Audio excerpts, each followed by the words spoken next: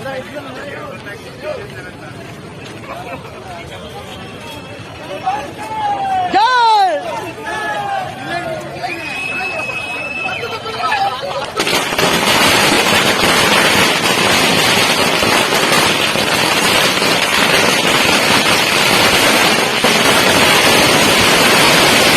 ಮಾಹಿತಿ ನಿಮಗೆ ಇಷ್ಟವಾಗಿದ್ದರೆ ಲೈಕ್ ಮಾಡಿ, ಶೇರ್ ಮಾಡಿ, ಹಾಗೆ ನಮ್ಮ ಕೋಸ್ಟಲ್ ಕನ್ನಡ ಯೂಟ್ಯೂಬ್ ಚಾನಲ್ಗೆ ಸಬ್ಸ್ಕ್ರೈಬ್ ಮಾಡಿ.